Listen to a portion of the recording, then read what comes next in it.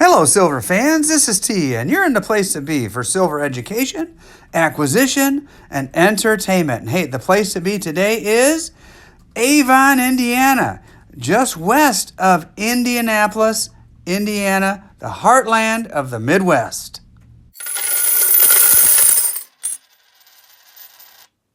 T.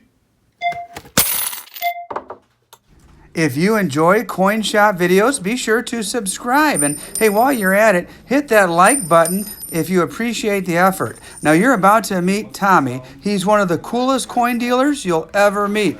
And he's the owner of Hoosier Coin and Currency. Hey, Tommy. Hey, thanks for coming on the show. You are the owner of Hoosier Coin and Currency. And appreciate you being on with me. I just got a few questions for you about the shop and what you do here. Absolutely. And appreciate you swinging by. Absolutely, it's you've got a very interesting place here.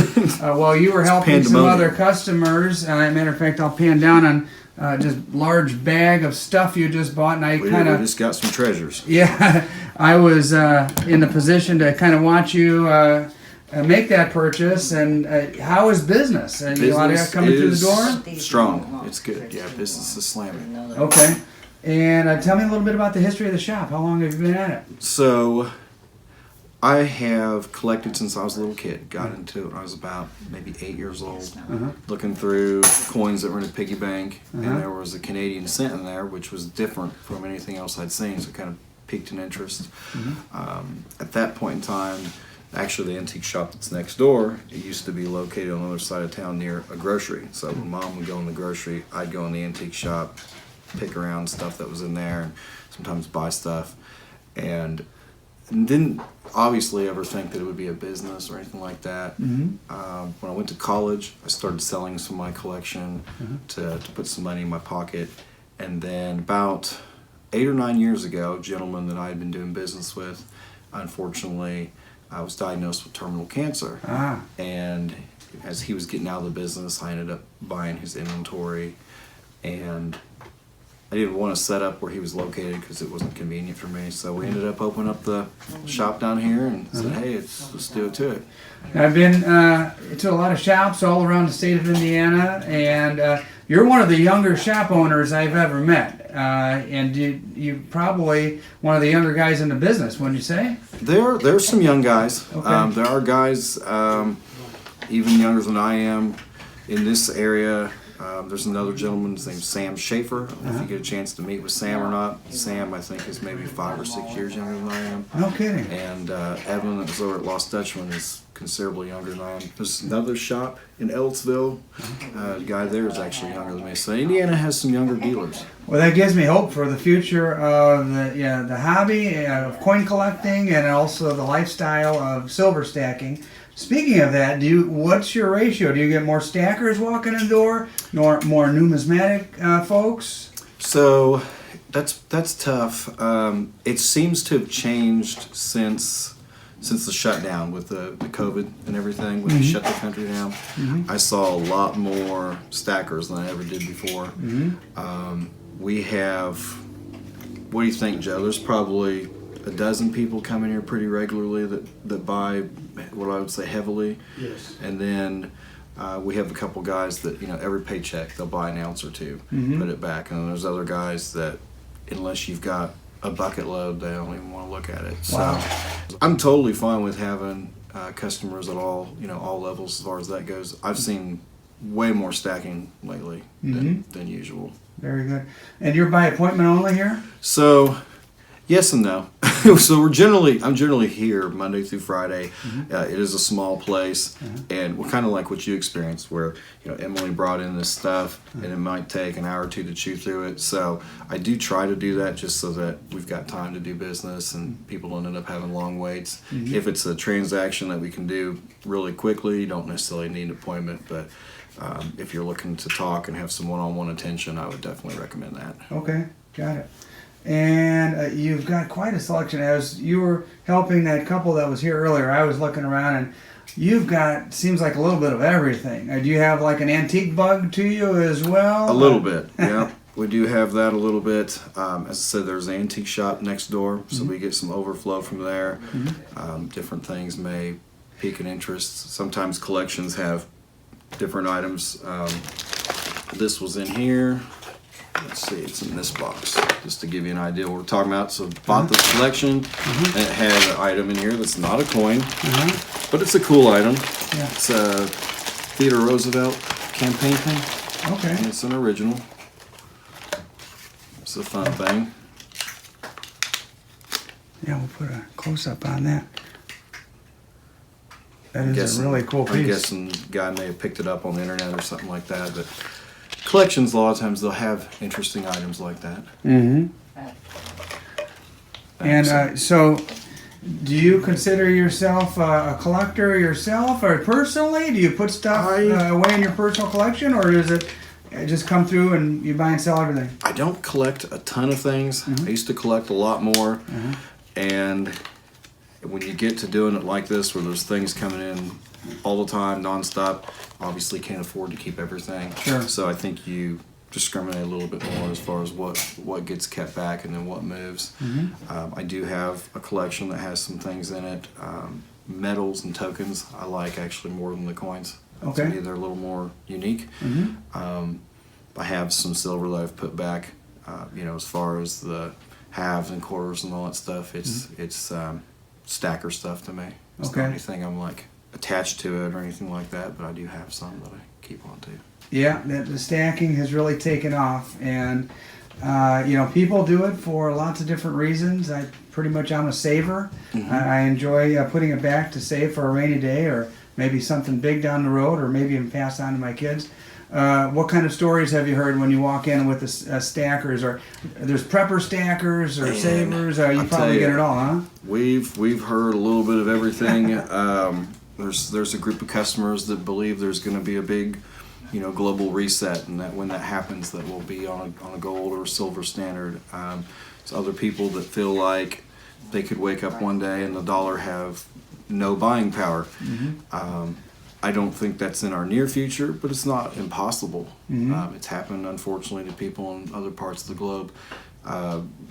Joe's been fortunate enough to be here with me, and we've got to hear about impending alien invasions from planet Nibiru. Oh my God. The plus is Michael Jackson is not dead and has been helping develop weaponry to combat said aliens. I thought the guy was kidding, but the more he talked, I realized he's totally serious. No kidding. So we get to hear all kind of stuff. Yeah. When you work with the public, you see it all, huh? See it all. Where do you get the majority of your inventory? Walking in the door? Or do you buy from wholesalers? Or comes from a couple different sources. We get a lot of walk-in kind of stuff, which is what's walked in the last hour or two. Oh, gosh. There's a couple of fairly local dealers that they will wholesale stuff in bulk if they don't necessarily have buyers for it. Yesterday, all those wheat backs came in. It's all there in tubes. There's about 30,000 of them, 25,000 of them, something like that. Yeah, I see those behind the stool there. All that just came in. What was it? 175 pounds, I think. Yeah. 175 pounds? Yes. Of pennies. Jeez. Wheat bags. Do you specialize in any particular, coin or it's just whatever comes through? So I know nothing about ancient coins. Okay. Pretty much. A niche that I do have some knowledge in that a lot of others in the area do not is that you do tokens and metals. Okay. We get a lot of U.S. coins. I don't claim to be an expert on any series of those, but knowledgeable enough that I'm comfortable with grading them and authenticating the coin and all that type of deal. We get a lot of gold and silver bullion, and silver dollars seem to be moving pretty well. That's been a big seller. And as you and I talked about earlier, the just generic 1 ounce silver round with the Indian buffalo design, that seems to be pretty hot right now because it has a lower premium than some of the others like Engelhard and things like that. Yeah, what's your price on those generic buffaloes today? So those today are $27. 27. That's and what's silver spot price today? Do you have to know? That's a good question.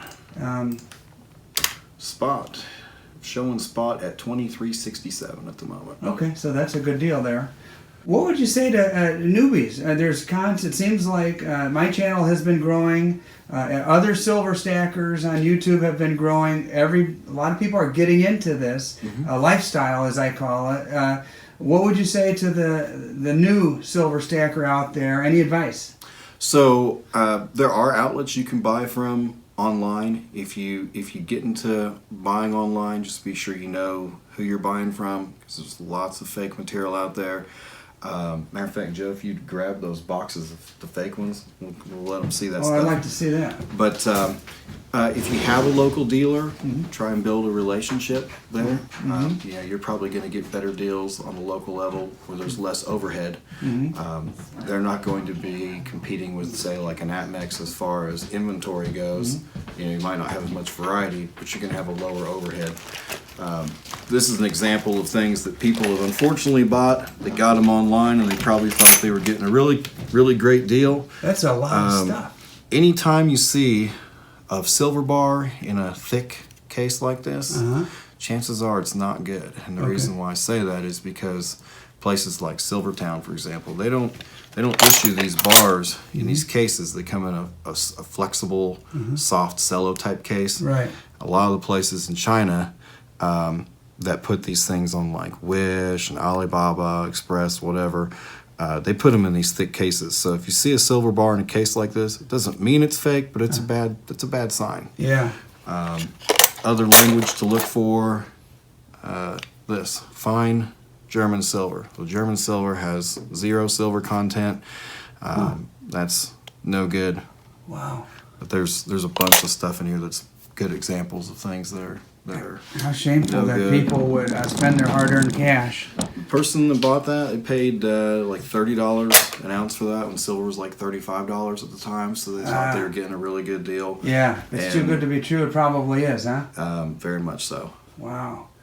All right, well, hey, Tommy, I appreciate your time, and if anybody is on the west side of Indianapolis, in the Avon area, I would definitely suggest they come and check you out. You seem like a real straight shooter. And I appreciate the time, my friend. Hey, absolutely. I appreciate you coming by. It's been a lot of fun. Absolutely. Thank you. You got it, buddy. That is a very good fake. All right. Tommy says this is one of the better fakes he's ever seen. Chinese Panda. It says it 1 ounce AG 999. And this is a good, pretty good there fake. You go. Silver all over there. How disheartening that would be. To bring something like this into a coin shop and have somebody like Tommy look at it, only to realize that it is just a fraud, a fake. Wow. So you ask about collecting. I collect fake coins. I particularly like contemporary counterfeits. Okay. So coins that they're not made to deceive collectors, but they would have actually made their way into commerce. This is probably one of my favorites, just because I'm imagining that a lot of people accepted this and had no clue. This is a contemporary counterfeit Morgan dollar, and it is horrendous. Oh, gosh. Man. There's not much left of it, is there? Yeah, that's a faint remnant of a Morgan. Gee. Yeah, somewhere near there's some really funny ones. It's a fake. It's a fake 5. Someone had that. Yeah, it looks like it's been put through a washing machine or something like that. Or somebody was out in the rain and the ink ran a little bit. It's a fake peace dollar. They come in all shapes and sizes, huh? Isn't that wild? Yeah, it is. I mean, looks pretty real. I mean, it's really not a bad idea for people if they don't mind doing it. Get a handful of fake coins and study them. Yeah. You know, you'll learn little things to look for.